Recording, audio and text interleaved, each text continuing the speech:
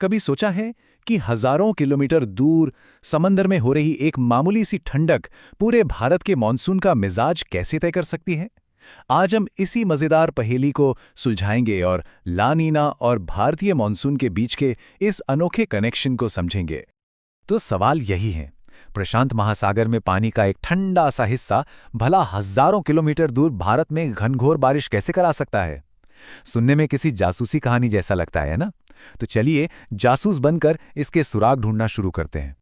तो हमारी पड़ताल शुरू होती है भारत से, एक ऐसा देश जिसकी अर्थव्यवस्था, जिसका समाज, जिसकी पूरी जिंदगी मॉनसून की लय पर चलती है। सबसे पहले यह समझना जरूरी है कि आखिर ये मॉनसून हमारे लिए इतना अहम क्यों है। देखिए, ये सिर्फ बारिश नहीं है, ये भारत की लाइफलाइन है। किसानों की फसलें इसी पर निर्भर हैं, हमारे बांध और नदियां इसी से भरती हैं, और देश की पूरी इकोनॉमी का पहिया भी इसी मॉनसून से घूमता है। मतलब ये एक ऐसा इंजन है जो पूरे देश को ताकत देता है। अब मॉनसून इतना जरूरी तो है, लेकिन इसमें एक बड़ी दिक्कत है। ये हर साल एक जैसा नहीं रहता। कभी बहुत ज्यादा बारिश होती है तो कभी सूखा पड़ जाता है। और यहीं से हमारी असली पहेली शुरू होती है। आखिर ऐसा होता क्यों है? चलिए अब सुरागों की तलाश करते हैं, और आपको जानकर हैरानी होगी कि इस सवाल का जवाब भारत के आसपास नहीं, बल्कि हजारों मील दूर कहीं और ही छिपा है। ज्यादातर तो यही लगेगा कि जवाब हिंद महासागर में ही होगा, क्योंकि मॉनसून तो वहीं से आता है। लेकिन नहीं, कहानी में एक ट्विस्ट है। असली खिलाड़ी कहीं और बैठा है। जी हाँ, इसका जवाब है लगभग 10,000 किलोमीटर दूर, दुनिया के सबसे बड़े महासागर में, प्रशांत महासागर में। है ना कमाल की बात? इतनी दूर की हलचल और असर यहां भारत में। तो ठीक है, अब जरा और गहराई में चलते हैं। समय आ गया है कि हम अपने मुख्य संदिग्ध से मिलें, वो वजह जिसके कारण मॉनसून में इतना उतार चढ़ाव आता है, और इसका नाम है ला नीना। तो ये ला नीना है क्या? अगर आसान भाषा में समझें तो ये प्रशांत महासागर के एक बहुत बड़े हिस्से में समंदर के पानी का नॉर्मल से ज्यादा ठंडा हो जाना है, बस इतना ही। ये एक नेचुरल साइकिल का हिस्सा है जो हर कुछ सालों में होता है। वैसे ला नीना को समझने के लिए इसके एक जुड़वा भाई को भी जानना जरूरी है, जिसका नाम है अल नीनो।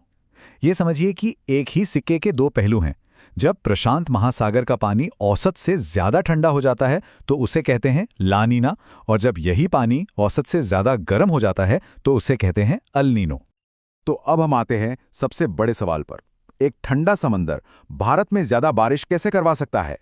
यही वो कड़ी है जो सारे सुरागों को एक साथ जोड़कर पूरी कहानी साफ कर देगी। जरा कल्पना कीजिए कि हमारे वायुमंडल में एक बहुत बड़ा सीसॉ, मतलब एक झूला लगा है। जब प्रशांत महासागर की तरफ वाला झूले का हिस्सा नीचे जाता है तो हिंद महासागर की तरफ वाला हिस्सा अपने आप ऊपर उठ जाता है। ये हवा के बहाव का एक ग्लोबल सिस्टम है। ये सब एक डोमिनो इफेक्ट की तरह काम करता है। देखिए, पहला डोमिनो गिरा जब प्रशांत महासागर का पानी ठंडा हुआ। इस ठंडे पानी ने अपने ऊपर की हवा को भी भारी बनाकर एक हाई प्रेशर जोन बना दिया। इससे वो हवा का झूला हिंद महासागर की तरफ झुक गया और उसने नमी से भरे बादलों को एक ताकतवर धक्के के साथ सीधा भारत की ओर भेज दिया, और नतीजा एक जबरदस्त मॉनसून। तो हमारी जासूसी यहां खत्म होती है।